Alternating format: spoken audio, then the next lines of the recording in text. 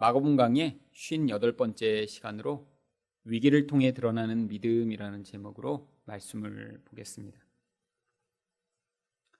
사람의 본질적 믿음의 정도는 위기를 통해서 나타나게 되어 있습니다. 평소에 자신이 잘 예수를 믿는 것 같고 또 그렇게 말도 할 수 있고 스스로 그렇게 생각하고 있더라도 정말 그 사람이 어떠한 믿음을 가지고 있는가는 위기가 닥쳐야 드러나게 되는 것입니다. 바로 이 순간이 그 사람들의 믿음을 드러내는 위기의 순간입니다. 십자가에서 이렇게 예수님이 돌아가셨을 때 예수님에게 정작 반응했어야 될 제자들은 지금 어떤 상황에 있었나요? 마가복음 14장 50절에 보시면 제자들이 다 예수를 버리고 도망하니라. 스승을 죽기까지 따랐어야 할 자들, 스스로는 그렇게 하겠다고 생명을 내걸고 예수님 앞에 맹세했던 제자들은 바로 이 순간에 다 사라져버리고 없었습니다.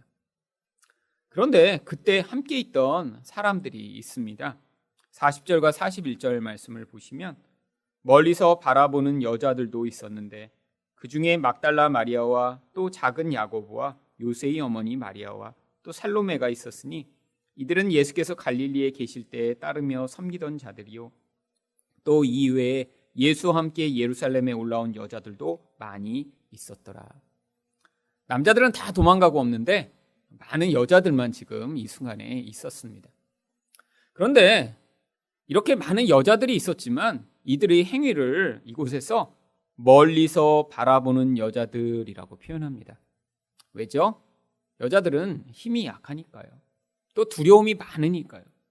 그 상황 가운데 특별히 이 여자들이 어떠한 것을 요구하거나 행동을 하기에는 사회적으로도 그것들을 용납할 수 없는 상황이었기 때문입니다.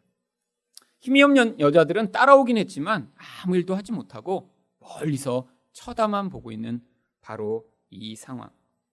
그런데 그때 한 사람이 등장합니다. 오늘 본문에 나오는 아리마대 요셉이라고 하는 사람이죠. 이 사람은 평소에 예수님을 따르던 제자인지 속으로만 예수님을 믿고 있었는지 자기 정체가 한 번도 드러나지 않았던 사람입니다. 공개적으로 또 오랫동안 예수님을 따랐던 제자들은 다 사라져버리는 그 순간에 그동안은 한 번도 자기 정체를 드러내지 않았던 이 아리마대 요셉은 그곳에서 자신의 정체를 드러내고 예수님을 자신이 직접 장사 지냅니다. 바로 위기의 순간에 그의 믿음이 이 상황을 통해 드러나게 된 것입니다. 요셉이 어떻게 이렇게 예수님을 장사 지내며 그 위기를 그 믿음으로 극복했는지, 또한 이 모습을 통해 믿음은 어떠한 모습으로 드러나는지 오늘 함께 말씀을 통해 살펴보고자 합니다. 첫 번째로 믿음은 세상의 힘에 맞설 수 있는 담대함으로 드러납니다. 42절 말씀입니다. 이날은 준비일 곧 안식일 전날이므로 저물었을 때 예수님은 안식일 전날인 금요일에 십자가에 매달려 돌아가셨습니다. 원래 안식일이 되면 사람들은 아무 일도 하지 않도록 되어 있었죠.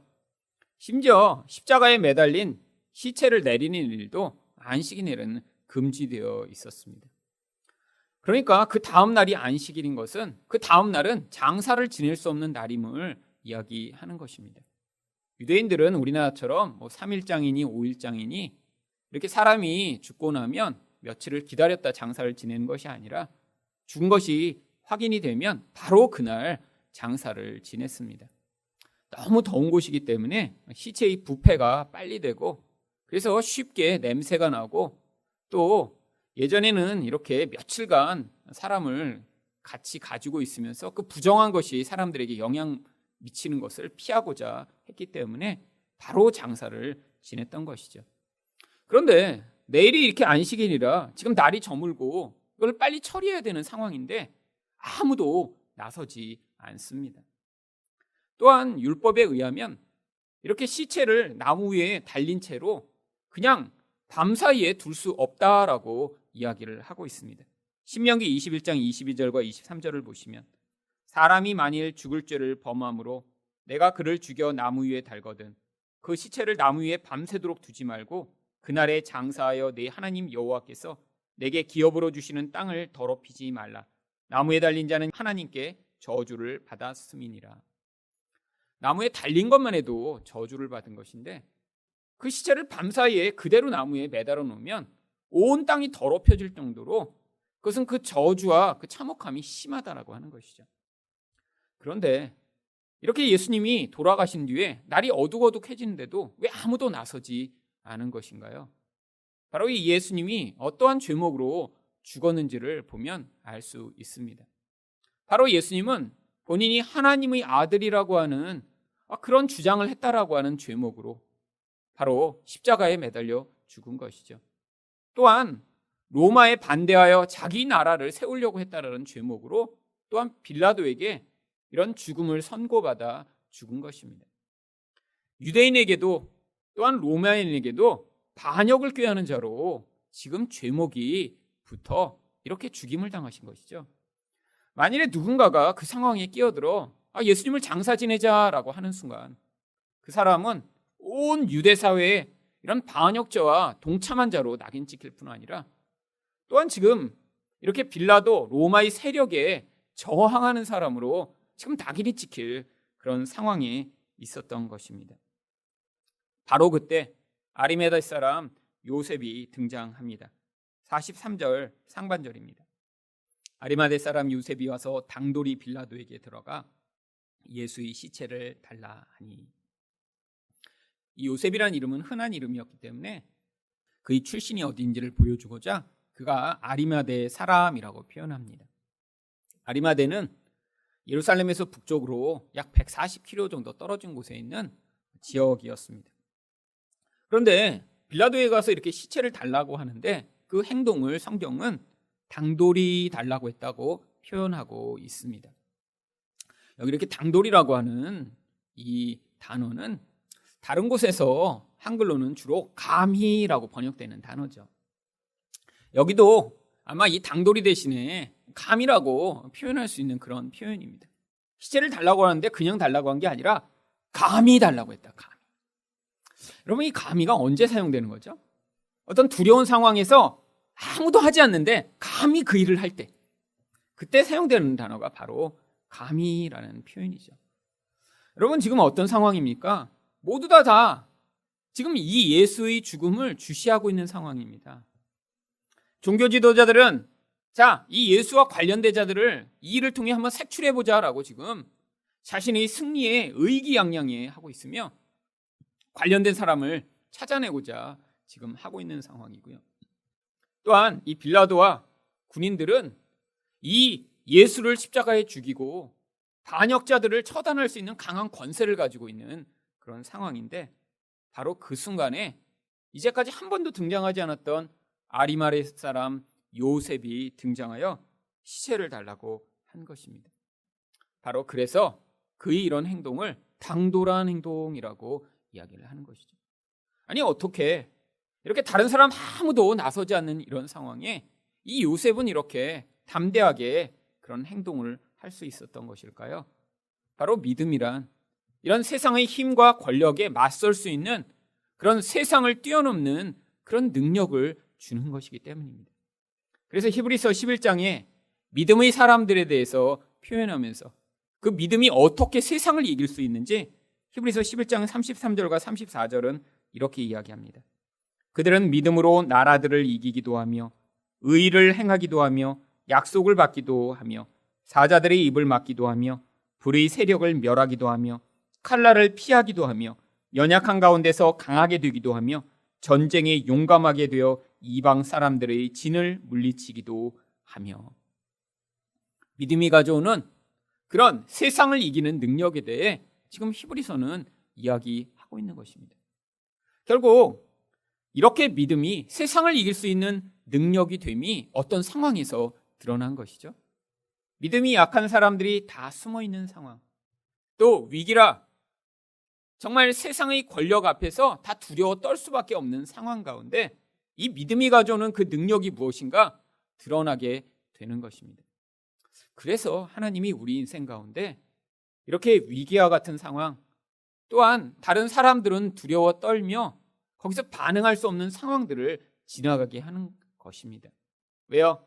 이런 상황을 통해서만 우리가 정말 믿음 있는 자인가 믿음이 없는 자인가 증명할 수 있기 때문이죠. 그런데 하나님이 우리에게 요구하시는 믿음은 내가 열심으로 나의 확신으로 만들어내는 그런 종류의 믿음이 아닙니다. 만약에 그런 확신으로 어떤 믿음이 생길 수 있을 것 같으면 바로 예수님의 제자들이 이 자리에 서서 예수님의 시신을 거두어 그들이 장사 지냈어야죠. 그런데 성경은 바로 인간적 열심과 인간적 확신이 이런 믿음으로 나타날 수 없음을 보여주고자 오히려 제자들은 다 실패하고 이렇게 전혀 예상치 못한 한 사람이 등장하여 이런 세상을 이기는 놀라운 믿음을 보여주고 있음을 성경이 기록하고 있는 것입니다. 그러니까 이 믿음은 자기 확신이나 노력으로 만들어진 믿음이 아니라 하나님이 그의 인생에 찾아오셔서 그의 삶의 과정을 통해 그가 이런 믿음을 발휘할 수 있도록 주신 은혜의 결과임을 우리는 알 수 있습니다. 그래서 우리 인생 가운데 어떤 때 하나님이 우리의 믿음을 요구하시고 또한 우리가 그런 믿음을 발휘했더라도 그것이 우리의 노력이나 우리의 어떠한 신앙적 열심의 결과가 아니라는 사실을 우리가 깨달아야 하는 것입니다. 가끔씩 교회에서도 이렇게 믿음을 발휘하는 사람들이 있습니다. 다 평범하게 살고 있는 상황에서, 아니 어떤 사람도 선뜻 나서지 않는 상황에서 어떤 사람들이 이렇게 믿음을 발휘해 다른 사람이 볼 때 어머, 저 사람은 어떻게 저런 상황에서 저런 믿음을 발휘할 수 있지라고 생각하게 되는 경우가 있죠. 그런데 바로 하나님은 바로 그 사람의 인생 가운데 은혜로 허락하신 그 믿음으로 말미암아 하나님이 그런 믿음을 주시는 분이시며 또한 그 믿음을 완성하는 분이심을 우리에게 보여주시고자 하는 것입니다. 그래서 성경이 우리의 믿음의 주님이 바로 예수님이시며 또한 믿음의 완성자가 예수님이라고 이야기를 하는 것이죠. 그런데 이 믿음의 주여 또 온전케 하시는 예수라고 성경이 표현하고 있는 이 믿음의 주라고 하는 단어가 원래 믿음을 시작하시는 분이며 또한 믿음을 종결하시는 분이다라고 해석할 수 있는 구절입니다. 우리 믿음이라는 게 그러니까 어떻게 시작된다는 거예요? 하나님이 시작하셔서 하나님이 우리 인생 가운데 개입해 오심으로 하나님이 완성하게 만들어 주신다라고 하는 것입니다. 여기 있는 이 아리마대 요셉은 다른 사람보다 특별한 사람이라 혹은 아니면 신앙이 깊었기 때문에 이런 특별한 믿음을 발휘한 것이 아니라 하나님이 우리에게 이 믿음이 어떻게 시작되고 어떤 모습으로 드러나는지를 보여주시고자, 그리고 그 믿음이 얼마나 강한 믿음이라 이렇게 사람들이 아무도 나서지 않는 곳에서 세상을 이길 수 있는 능력으로 드러날 수 있는지를 보여주고 계신 것입니다. 그런데 이 아리마대 요셉도 그렇기 때문에 원래는 평범한 사람이었습니다. 물론 예수를 믿는 사람이었고 그가 남이 알지 못하는 사이에 제자가 된 사람이었지만 그가 평소에 어떠한 모습으로 살았는지 요한복음 19장 38절은 이렇게 이야기합니다. 아리마대 사람 요셉은 예수의 제자이나 유대인이 두려워 그것을 숨기더니. 여러분, 이게 평소의 행적이죠. 물론 은밀히 예수님의 제자였습니다. 아무도 알지 못해요. 근데 그러면 유대인이 두려워서 평소에 이렇게 숨겼으면 이런 위기 상황일수록 더욱 숨어야 되는 게 아닐까요?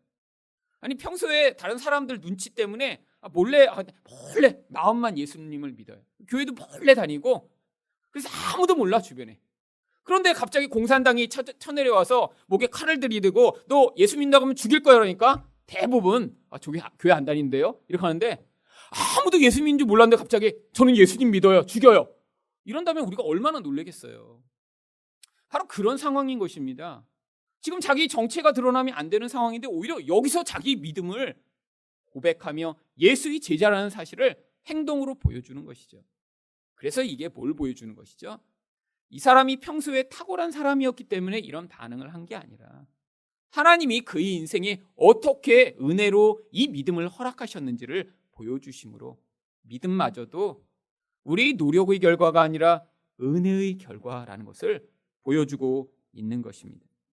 여러분, 그래서 여러분 인생 가운데 이렇게 믿음을 하나님 앞에 보이시는 그런 순간, 아니 위기의 순간에 정말 내 평소의 모습대로라면 낙심하고 포기하고 그만뒀어야 할 상황에 오히려 믿음이 발휘되는 이런 놀라운 일을 경험하시더라도 야, 그래 내가 알고 보니까 괜찮은 사람이었네, 이렇게 생각하시면 안 된다는 거예요.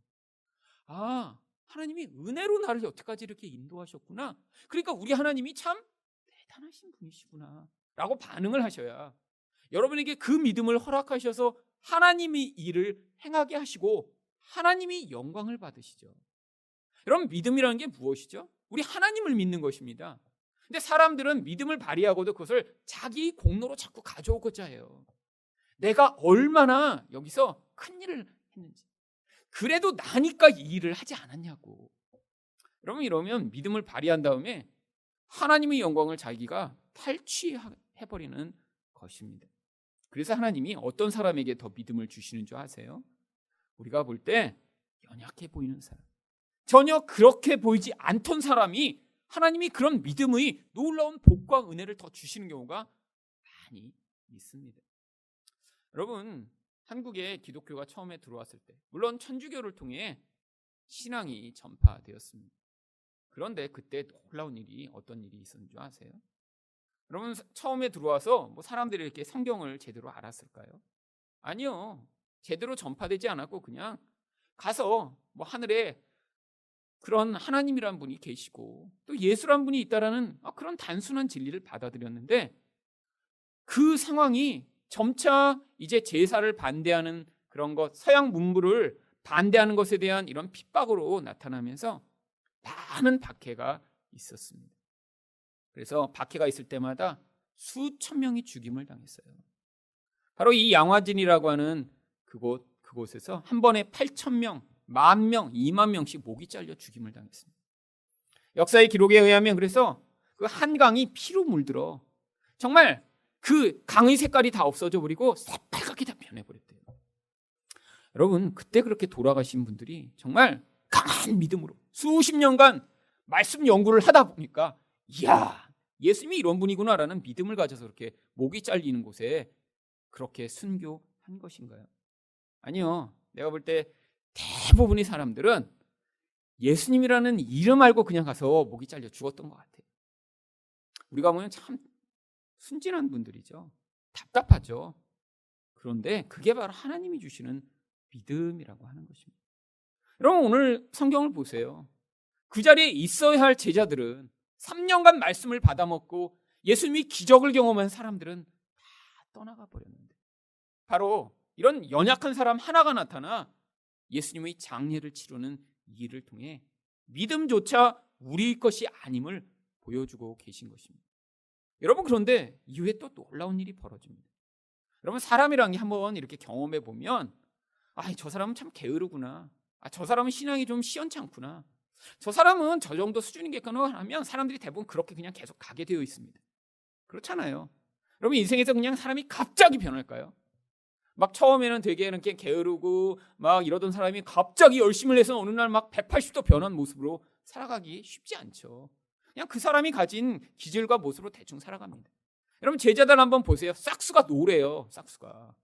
그렇잖아요. 3년을 그렇게 은혜를 받았으면 그래도 이렇게 저항이라고 하다가 잡혀가면서 나중에 고문을 당하니까 사실은 죄송하다고 이렇게 좀 변질되는 모습을 보이면 그래도 기계는 있다, 그래도 고문을 당하니까 이렇게 변했지, 이렇게라도 얘기할 텐데 시작부터 도망가 버렸어요. 싹수가 아주 놀았죠. 여러분, 그런데 그 이후에 어떤 일이 벌어졌나요? 이 제자들이 정말로 자기 생명을 바쳐 예수를 증언하다가 죽임을 당하는 일이 벌어집니다. 그 사이에 도대체 무슨 일이 있었던 것인가요? 바로 예수 그리스도가 죽었다 부활하신 사건을 그들이 믿음으로 받아들이고, 또한 그들의 능력과 힘을 뛰어넘는 하늘의 능력이 그들에게 부어져 성령의 능력으로 그들에게 믿음과 증언의 역할을 감당할 수 있는 자들로 만들어내신 것이죠.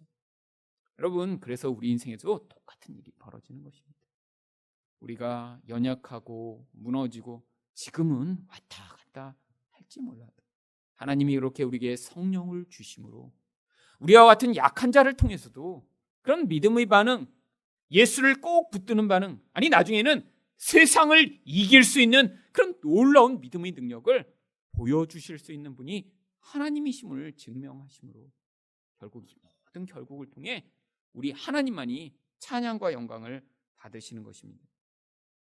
여러분, 그런데 많은 사람들이 이런 불편하고 힘들고 두려운 상황을 피한 것이 무엇일까요?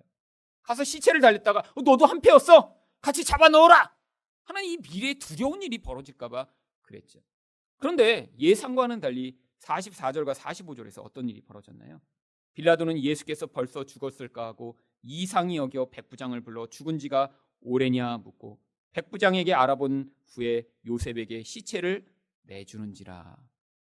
이거 미리 알았으면 제자들 중에 하나라도 가서 시체를 주세요, 내가 그동안은 좀 무섭고 불편해서 도망갔지만 내가 여기서라도 하자 그래서 나중에 기록이라도 남았을 텐데, 여러분 다 이럴 거라고 생각을 못한 거예요. 달라고 해서 그냥 그렇게 줄 줄 알았으면 다 했죠. 여러분, 인간이라는 게 이렇게 두려움 때문에 결국 하나님이 원하시는 믿음의 반응을 하지 못하는 것입니다. 그런데 믿음으로 반응했더니 하나님이 바로 예수의 시체를 장사 지낼 수 있도록 이 빌라도의 마음과 상황까지도 주장하신 것입니다. 그래서 46절에 요셉이 세마포를 사서 예수를 내려다가 그곳으로 쌓아서 바위 속에 판 무덤에 넣어두고 돌을 굴려 무덤 문에 놓으매. 평소에 예수의 제자라고도 알려지지 않았던, 사실 어떻게 보면 예수와 관계없이 살았던, 멀찍이서 예수만 바라보고 있던 한 사람이 마치 자기의 아들이나 딸이나, 아니 가장 그 돌아가신 분을 사랑하는 사람이 섰어야 될 그 자리에 서서 그가 예수를 장사 지내는 그 영광스러운 일을 감당하게 됩니다. 여러분, 우리 인생에서도 똑같은 일들이 벌어집니다. 평소에 이렇게 믿음을 많이 보이고 막 신앙의 사람인 것 같은 사람이 이런 놀라운 하나님의 일을 하게 되는 경우보다 우리가 볼 때는 아무것도 아닌 것 같은 사람, 우리가 볼 때는 저런 사람은 정말 큰 유익이 될까 하는 사람들이 오히려 이런 하나님이 주시는 믿음으로 더 큰 놀라운 일을 하게 되는 경우가 많이 있습니다. 여러분, 지금 이 시대에도 우리가 볼 땐 저분은 정말 신앙의 사람인 것 같아, 저 정도 이렇게 훌륭한 분이면 어떤 놀라운 일을 할 수 있지. 그런데 정말 그분이 그런 신앙의 사람인가 아닌가 위기가 닥쳐봐야 알 수 있는 것이죠. 여러분, 위기 때 나타나는 모습이 진짜 우리의 모습입니다. 그런데 우리의 모습, 우리는 여태까지 많이 들킨 것이고, 그 들킨 것을 통해 하나님 제가 이런 사람입니다라고 인정하는 사람에게 하나님이 뭘 주시나요?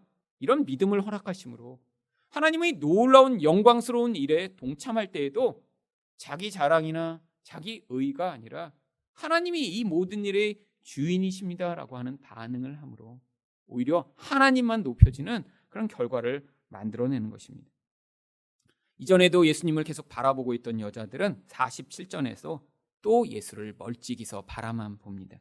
막달라 마리아와 요새의 어머니 마리아가 예수 둔 곳을 보더라. 왜인가요? 이 모든 장례가 마치고 이들이 나중에 향품을 더 가져다 예수님을 장사 지내는 그 이후의 일을 처리하고자 그 무덤을 기억한 것입니다. 믿음은 두 번째로 어떠한 모습으로 드러나나요? 자신의 것에 대한 희생입니다. 여러분, 우리의 믿음을 방해하는 많은 요소들 가운데 특별히 내가 가지고 있는 것이 우리의 믿음을 방해할 때가 많이 있습니다. 여러분, 세상에서 사람들이 자기의 인생을 통해 추구하는 것들 중에 가장 중요한 것은 사실 사람들의 인정이 집약된 명예라는 것과 또 돈이라는 것입니다. 그러면 이 두 가지로 인생이 추구하는 모든 것을 다 종합할 수 있어요. 사람들에게 얼마나 영향력을 미치는 사람이 되는가, 그 명예에 대한 집착, 또 그것들을 유지하고 자기 쾌락을 만들어낼 수 있는 이 돈에 대한 집착. 그런데 요셉이란 사람은 이 두 가지를 다 가진 사람이었습니다. 43절 하반절입니다. 이 사람은 존경받는 공회원이요. 여러분, 공회원은 이스라엘 전체 가운데 딱 70명밖에 없는 가장 높은 종교 지도자의 자리입니다. 여러분, 종교 사회죠. 모든 것이 이런 종교 사회에서 종교적으로 이루어지는데 그 종교 지도자들 가운데 딱 70명 가운데 들어갈 만큼 아주 위대한 사람입니다. 그런데 여러분, 그 70명이 다 존경받을까요? 저희 국회의원이 한 300여 명 되는데 그 국회의원들이 다 존경받을까요? 물론 제가 볼 때 그중에 존경받는 국회의원도 있겠죠. 하지만 대부분 욕먹습니다. 대부분. 여러분, 그 자리에 간다는 게 쉬운 자리가 아니죠.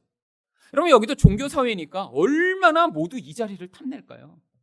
여러분, 이 자리가 그들에겐 가장 영예로운 자리예요. 근데 그 자리에서도 이 요셉은 존경받고 있습니다.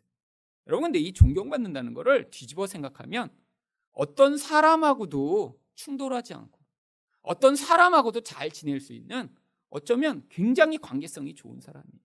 다른 말로 하면 모나지 않은 사람이고요. 다른 말로 하면 튀지 않는 사람이죠.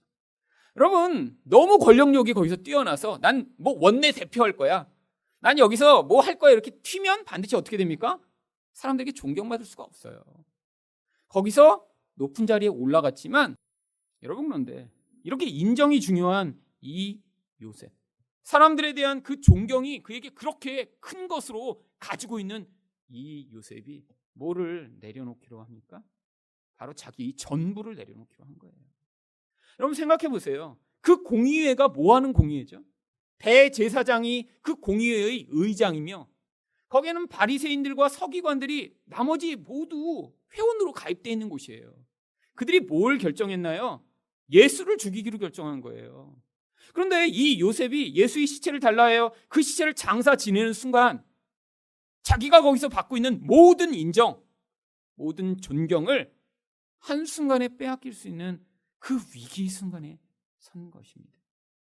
존경이 중요하던 사람인데 이렇게 한 입장으로 여태까지 살던 그런 사람이 아니라 그 존경을 위해 여태까지 조심하며 숨겨왔던 사람인데 그 모든 것들을 내려왔다는 사실이 바로 이 사람이 자기 인생 전부를 이 순간에 하나님 앞에 드렸음을 보여주는 것이죠. 여러분, 뭐가 만들어낸 결과인가요?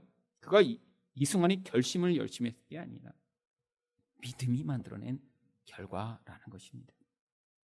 여러분, 그뿐 아니라 그는 또 무엇을 희생하나요? 마태복음 27장 60절입니다. 바위 속에 판 자기 새 무덤에 넣어두고, 자기 무덤을 미리 만들어놨어요. 여러분, 이 무덤이라는 게 물론 이 요셉은 부자였습니다. 그래서 마태복음 27장 57절에 이 요셉을 이렇게 묘사합니다. 아리마대의 부자 요셉이라는 사람이 왔으니. 부자니까 자기 죽음 이후에 무덤도 준비해놨겠죠. 여러분, 그런데 이렇게 미래를 준비할 수 있는 여력을 가진 사람, 어쩌면 자기 죽음 이후의 그 모든 과정까지도 준비할 수 있는 사람. 그런데 이 사람의 이 부라고 하는 것이 사실 이 위기 상황에서 다 빼앗길 상황에 그는 자기 인생을 이 위험 가운데 지금 내놓는 것입니다. 부라는 것도 어떻게 얻어지는 것인가요? 사회에서 용인이 되고 사람들 사이에서 그의 재산이 인정을 받아야 가능한 것이죠. 만약에 이 유대 사회에서, 아니 로마가 지배하는 곳에서 반역자로 낙인이 찍히는 순간 어떤 일이 벌어질 수 있나요? 자기가 가진 모든 것을 빼앗길 위기 가운데 처하는 것입니다.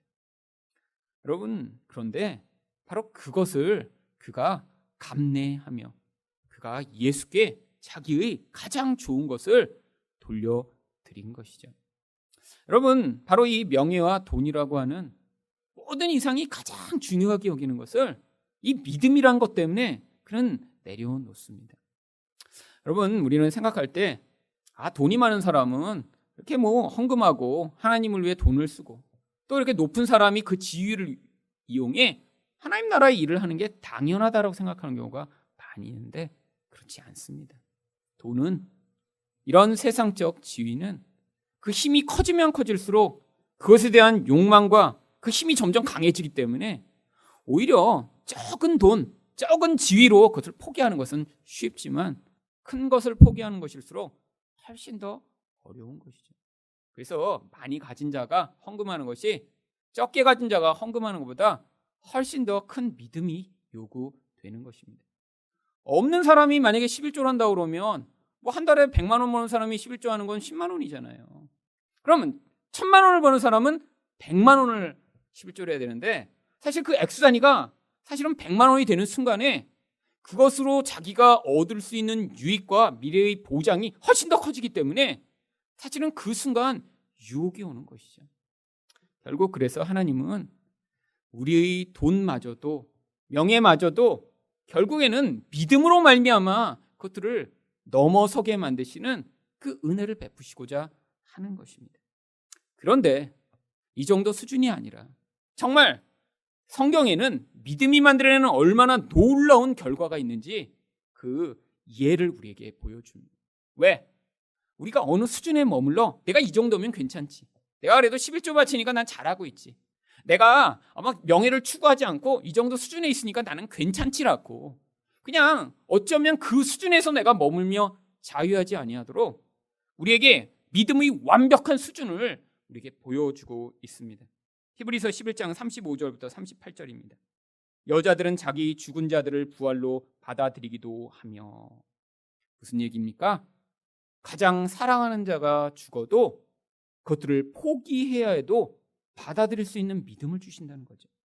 또 어떤 이들은 더 좋은 부활을 얻고자 하여 심한 고문을 받되 구차히 풀려나기를 원하지 아니하였으며.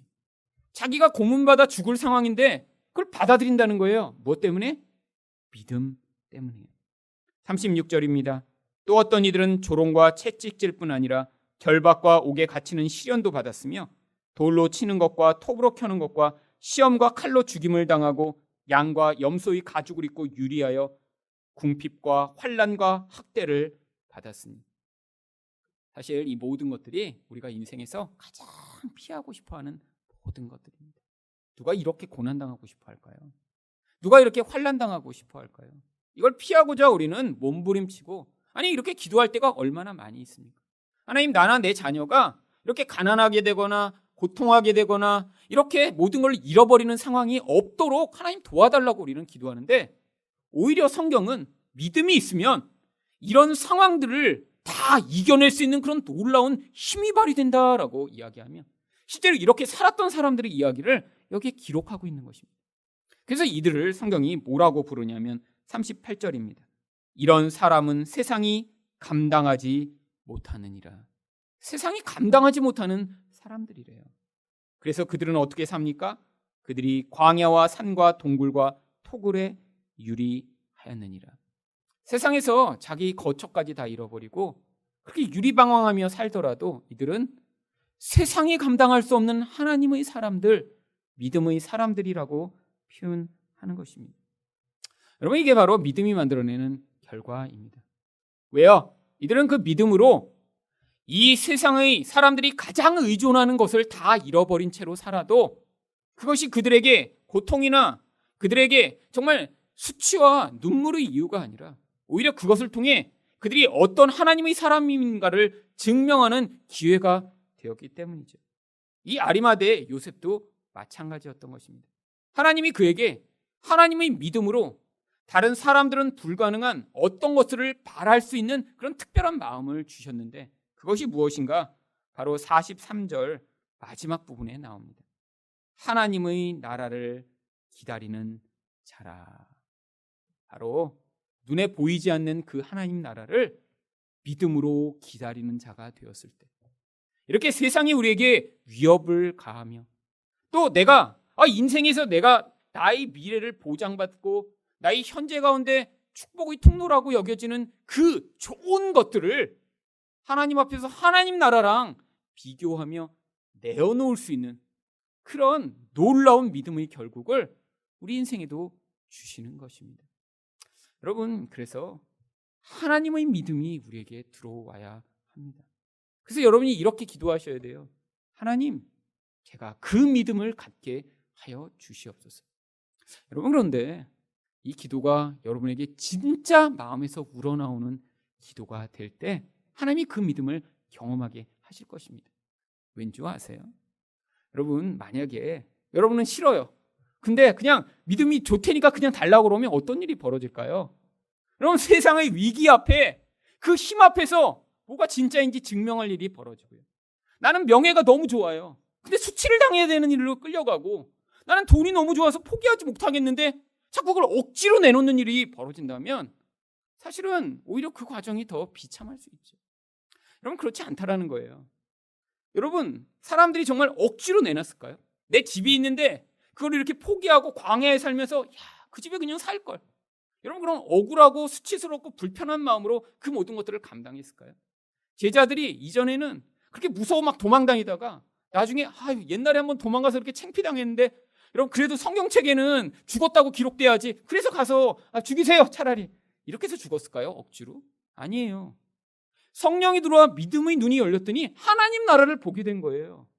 그 하나님 나라, 죽은 다음에 가는 하나님 나라가 아니라 지금 나를 다스리시고 내 현재 가운데 임하셔서 나를 통치하시며 지금 눈에 보는 것보다 더 확실하게 우리 인생을 주장해 나가시는 그 놀라운 하나님 나라의 영광을 보았더니 그들이 자발적으로 그렇게 세상 사람들이 자기를 지켜주며 쾌락과 행복을 줄 것이라고 붙들고 있던 것들을 내려놓고 살더라도 사람들은 두려워 벌벌 떨며 그 앞에서 두려워 움츠려져 있는 그런 상황에서도 믿음을 발휘하는 그 놀라운 영광스러운 인생을 살았던 것입니다. 여러분, 하나님 지금도 동일한 일을 행하길 원하십니다. 어떤 사람들을 통해서요? 바로 이 사실을 깨달아 하나님, 제가 이런 세상에 눌려 살지 않는 그런 믿음의 사람이 되게 하여 주시옵소서. 하나님, 제가 사람들이 그렇게 중요하게 여기는 그 명예와 돈을 내려놓고 하나님이 오히려 저에게 주시는 그 영광스러운 나라를 꿈꾸며 살아가는 자가 되게 해달라고 기도하시며 간구하실 때 하나님이 우리 인생, 이제까지 이렇게 약하고 연약한 채로 살았던 우리들의 인생을 통해서도 이 놀라운 하나님 나라의 믿음을 경험케 하여 주실 것입니다.